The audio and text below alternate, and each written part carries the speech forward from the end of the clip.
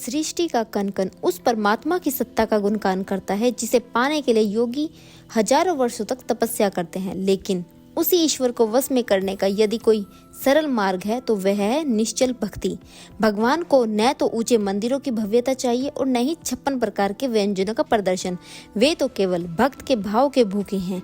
आज की यह गाथा एक ऐसे ही सरल हृदय माँ की है जिनकी ममता के वश में होकर जगत के पालनहार स्वयं बालक बन गए और नियम मर्यादा की बेड़ियां तोड़ दी।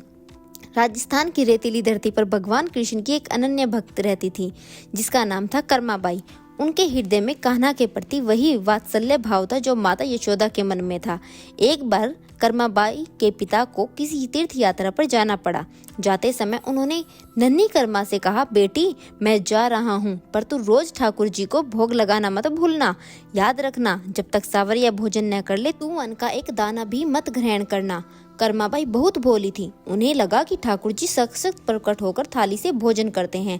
अगली सुबह कर्माबाई ने बड़े प्रेम से बाजरे की खिचड़ी बनाई। उन्होंने थाली भगवान की मूर्ति के सामने रखी और पर्दा कर दिया। वे बाहर बैठकर इंतजार करने लगी कि कब कान्हा बाहर आए और खिचड़ी खाएं। घंटों बीत गए पर कोई हलचल नहीं हुई। दोपहर ढलने लगी। कर्माबाई की आंखों से आंसू बहने लगे। वे रोते हुए पुकारने लगी, हे सावरिया, मेरे पिता के हाथ से तो तुम बड़े चाव से खाते हो। क्या मैं तुम्हें अच्छी नहीं लगती? यदि तुमने आज भोजन नहीं किया तो मैं भी भूखी मर जाऊंगी। अपने भक्त की ऐसी करुण पुकार सुनकर द्वारिकाधीश का सिंहासन डोल गया और वे अधिक देर तक स्वयं को रोक न सके। एक नन्हे बालक के रूप में भगवान साक्षात प्रकट हुए और बड़े चाव से वह खिचड़ी खाने लगे। कर्माबाई की खुशी का ठिकाना न रहा। अब वह रोज का नियम बन गया। माँ कर्माबाई प्रेम से खिचड़ी बनाती और भगवान बालक रूप में आकर उसे खाते। एक दिन एक विद्वान पंडित कर्माबाई के द्वार पर आए। उन्होंने देखा कि कर्माबाई बिना स्नान अशुद्ध अवस्था में ही भगवान को भोग लगा रही है। पंडित जी चिल्लाए, यह क्या अनर्थ है? भगवान को स्नान कराकर मंत्र पढ़कर शुद्धता से भोग लगाया जाता है। भयभीत होकर कर्माबाई ने अगले दिन से नियमों का पालन करना शुरू किया।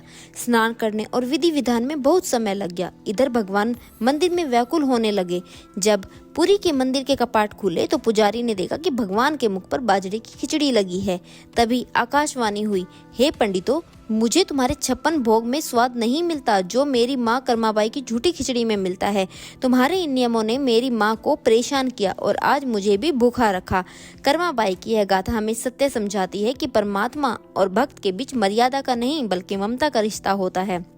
जहाँ तर्क खत्म होता है वहाँ से श्रद्धा की यात्रा शुरू होती है।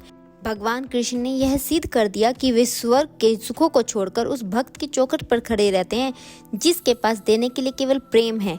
धन्य है वह माँ कर्माबाई और धन्य है उनका वह प्रेम जिसने त्रिलोक के स्वामी को खिचड़ी का प्रेमी बना दिया। न चाहूं मान दुनिया का, न धन दौलत की माया हो, मिले बस धूल चरणों की, सिर पर तेरा साया हो। जय श्री कृष्ण।